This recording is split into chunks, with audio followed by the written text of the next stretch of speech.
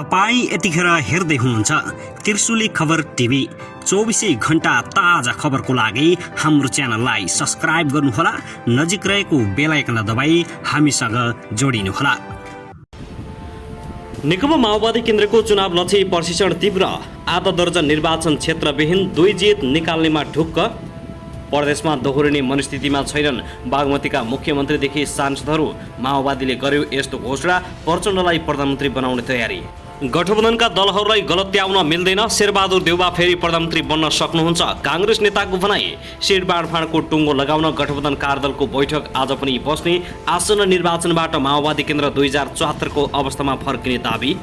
केपी शर्मा ओलीलाई प्रधानमन्त्री प्रस्ताव गर्दै एमाले चुनावमा, निर्वाचनमा गठबन्धन बलियो बन्ने प्रचण्डको दाबी। सिट बाँडफाँड आजै तय हुने तयारी, एमालेद्वारा सहकार्यको आह्वान, वाम गठबन्धनको सरप्राइज दिने सम्भावना अझै बाँकी। नाचगानपछि आज एमाले निर्वाचन कमिटीको बैठक बस्दै बालकोटमा एमालेका नेताहरूको नाचगान। एमाले निर्वाचन परिचालन कमिटीको बैठकमा के छन् एजेन्डा, गठबन्धन विरुद्ध रणनीति बनाउने तयारी। अन्ततः राष्ट्रपति भण्डारीले चाले नसोचेको कदम, सत्तारूढ गठबन्धनमा खैला भुइला। नागरिकता विधेयकबारे आयो बल्ल नसोचेको खबर, देउवा प्रचण्ड होस उड्यायो।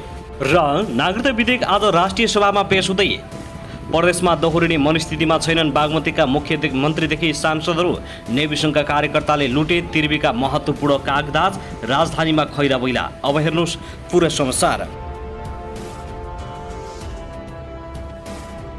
दर्शक महानुभाव नमस्कार, तपाईँहरूलाई हार्दिक स्वागत छ हाम्रो च्यानल त्रिशुली खबर टिभीमा। यदि हाम्रो च्यानललाई अहिलेसम्म सब्स्क्राइब गर्नुभएको छैन भने सब्स्क्राइब गरी नजिक रहेको बेल आइकनलाई दबाई हामीसँग जोडिनुहोला। दर्शक महानुभाव, फेरि पनि हामी तपाईँहरूमाझ निकै महत्त्वपूर्ण अपडेटका साथ उपस्थित भइसकेका छौँ। यो भिडियोलाई अन्तिमसम्म हेरी हामी साथ दिनुहोला। दर्शक महानुभाव, हाम्रो मेहनतको लागि एउटा सानो लाइक गर्न भने नभुल्नुहोला। कहाँदेखि हेर्दै हुनुहुन्छ, के भन्न चाहनुहुन्छ, तपाईँको मनमा लागेका प्रतिक्रिया अवश्य पनि कमेन्ट गर्न नभुल्नुहोला। दर्शक महानुभाव, के तपाईँ हाम्रो च्यानलमा नियमित श्रोता हुनुहुन्छ? यदि नियमित हुनुहुन्छ भने तल कमेन्ट बक्समा नियमित अथवा रेगुलर लेख्नुहोस्। यदि तपाईँ नयाँ हुनुहुन्छ भने सब्स्क्राइब गरी जोडिनुहोस्, ताकि नयाँ अपडेटका साथ हामी तपाईँहरूमा छलफल उपस्थित हुने गर्दछौँ। हाम्रा अपडेटहरू तपाईँहरूलाई के कस्तो लागिरहेका छन्, सल्लाह सुझाव प्रतिक्रिया कमेन्ट बक्समा छोड्न नभुल्नुहोला। दर्शक महानुभाव, आउनुहोस् अब पहिलो खबरतर्फ लागौँ। काठमाडौँ महानगरपालिकाका प्रमुख बालेन्द्र शाहले कानुन अनुसार नै अनधिकृत संरचना हटाएको स्पष्टीकरण दिएका छन्। उनले निकालेको प्रेस विज्ञप्तिमा कुनै पनि सार्वजनिक वा सरकारी जग्गा अतिक्रमण गरी भएको अनधिकृत निर्माण कार्यको कानुनी आधार स्वतः शून्य हुन्छ।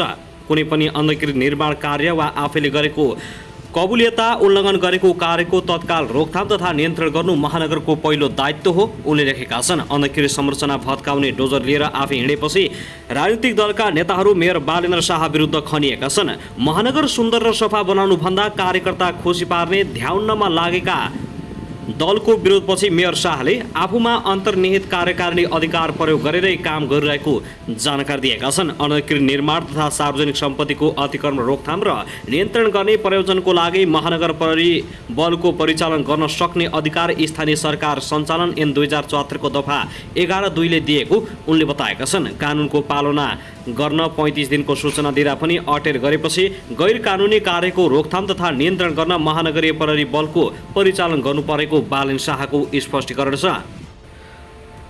दर्शक महानुभाव, त्यसगरी नेपाली कांग्रेसका सभापति शेरबहादुर देउवा, महामन्त्री गगन कुमार थापा र सेट बाँडफाँड कार्यदलका संयोजक कृष्णप्रसाद श्रेष्ठला बीचमा कांग्रेसले कति सिट पाउने भन्नेमा एकमत छैन। कांग्रेसका 3 नेताहरू 3तिर देखिएपछि अन्य दलका नेताहरूलाई समेत सिट संख्यामा कांग्रेसको आधिकारिक धारणा के हो भन्नेमा अनिर्णय देखिएको छ। कार्यदलका एक सदस्यका अनुसार कार्यदलको बैठकमा नै सभापति देउवा, महामन्त्री थापा र कार्यदलका संयोजक श्रेष्ठला बीच नै कांग्रेसले कति सिट पाउने भन्नेमा समान धारणा छैन। प्रधानमन्त्री तथा पार्टी सभापति शेरबहादुर देउवा 80 सिटको हाराहारी कांग्रेसका उम्मेद्वार हुने गरी सहमति गर्ने पक्षमा देखिएका छन्।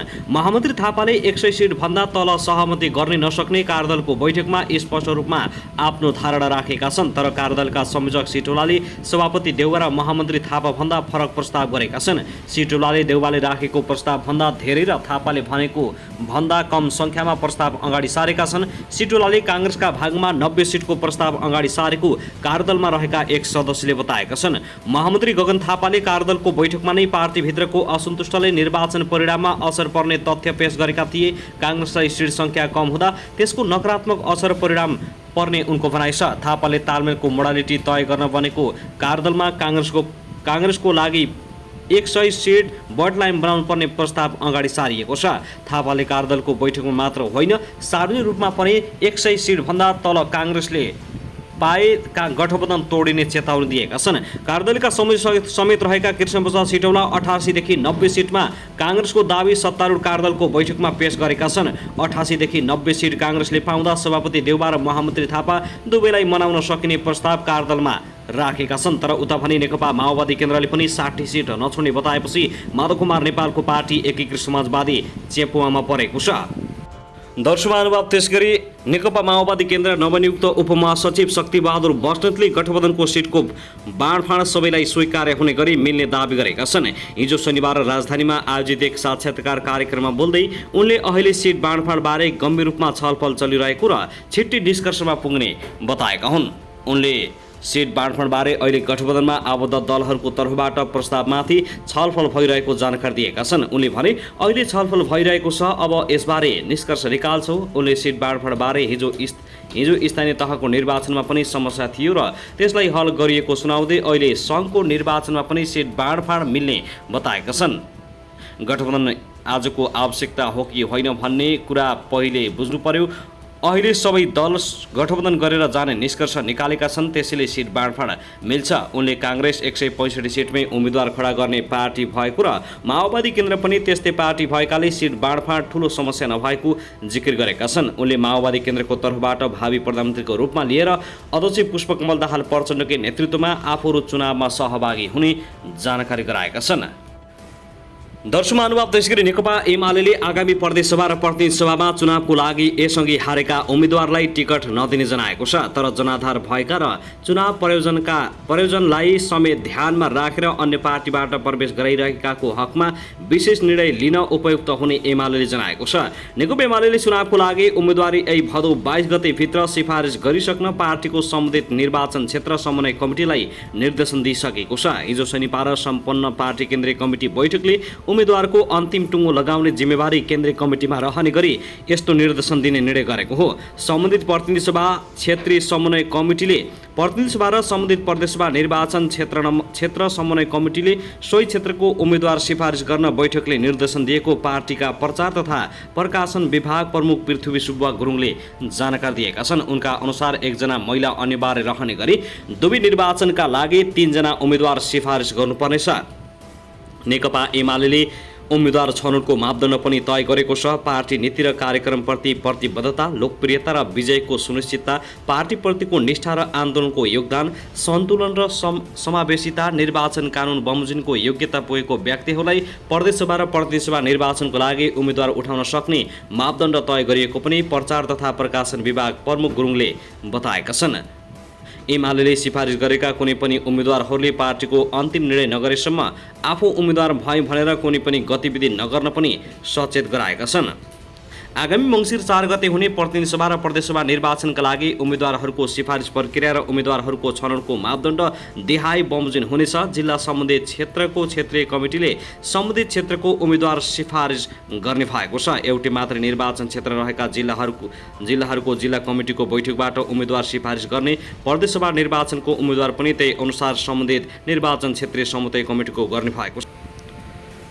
दर्शक महानुभाव, त्यसगरी राष्ट्रपति विद्यादेवी भण्डारीबाट फिर्ता भएपछि प्रतिनिधि सभाले पुनः पारित गरेको नागरिकता विधेयक राष्ट्रिय सभाबाट पनि पुनः पारित गराउन आज प्रक्रिया प्रारम्भ गरिँदैछ। आज दिउँसो 1 बजे बस्ने बैठकमा राष्ट्रिय सभाका सदस्य राजेन्द्र फुयालले नागरिकता विधेयकका सम्बन्धमा राष्ट्रपतिको कार्यालयबाट प्राप्त पत्र पढेर सुनाउने भएका छन्। त्यसगरी आजको बैठकमा उनले नेपाल नागरिकता पहिलो संशोधन विधेयक 2079 का सम्बन्धमा प्रतिनिधि सभाबाट प्राप्त सन्देश पनि सुनाउने कार्यसूची रहेको छ। यसपछि नागरिकता विधेयक छलफलमा जान्छ र पारित प्रक्रिया अगाडि बढ्छ। राष्ट्रिय सभाले पारित गरेपछि विधेयक प्रमाणीकरणका लागि पुनः राष्ट्रपति कहाँ पठाइन्छ। आज राष्ट्रपतिले प्रमाणीकरण गर्नुपर्ने अन्य राजनीतिक दलहरूले बताएका छन्। भोलि भने दल खाने कार्यक्रम भएका कारण भोलि भने सार्वजनिक बिदा छ, त्यसकारण पनि आजै राष्ट्रपतिबाट प्रमाणीकरण गराउने दाउन्नमा राजनीतिक दलहरू लागि परेका छन्। दर्शक महानुभाव, त्यसगरी आफै सरकारमा हुँदा जारी गरिएको नागरिकता सम्बन्धी अध्यादेशलाई वर्तमान सरकारले ऐनको रूपमा ल्याउँदा पनि नेकपा एमाले नयाँ ऐनको रूपमा प्रस्तुत गर्दै सत्तामा उक्लिने माध्यम बनाउन खोजेको छ। शुक्रबार दिउँसो केन्द्रीय कमिटीको बैठकमा नयाँ नागरिकता ऐनको प्रस्ताव गरेर आफूलाई राष्ट्रवादी देखाउँदै निर्वाचनको सम्मुखमा सत्तामा जाने नयाँ माध्यमको खोजी गरेको आभास भएको हो। नेकपा एमाले लामो समय सत्तामा बसेको छ। अहिले गठबन्धनबाट चौतर्फी घेराबन्दीमा रहेको देखिन्छ, जसले गर्दा नागरिकता ऐनको सहायता लिएको देखिन्छ। एमालेका एक केन्द्रीय सदस्यले भने आगामी निर्वाचनपछि एमालेको सरकार बन्छ। नेकपा एमालेका अध्यक्ष केपी शर्मा ओलीले केन्द्रीय कमिटी बैठकमा नयाँ नागरिकता ऐनको प्रस्ताव गरेका छन्। बैठकमा राजनीतिक प्रतिवेदन पेश गर्दै ओलीले नयाँ नागरिकता ऐनको प्रस्तावसहित विधेयकबारे 7 बुँदे धारणा राखेका छन्। नेकपा एमाले नागरिकता ऐनको विरोध गरिरहेका बेला अध्यक्ष ओलीले सो धारणा राखेका हुन्। नेपालको संविधानमा नागरिकताको विषयमा गरिएका व्यवस्था कार्यान्वयन गर्न विधेयक संशोधन मात्र पर्याप्त नभएकाले नयाँ ऐन नै निर्माण गर्नुपर्ने अध्यक्ष ओलीको मत रहेको छ। एकपटक संसदबाट पारित भएको सो ऐनमा राष्ट्रपति भण्डारीले प्रश्न उठाएर संसदमा फिर्ता पठाएकी थिइन्, तर विधेयकका केही व्यवस्थापनमा गहन छलफल गरी सहमति निर्माण गरिनुपर्ने पनि उक्त प्रस्तावमा उल्लेख गरिएको छ।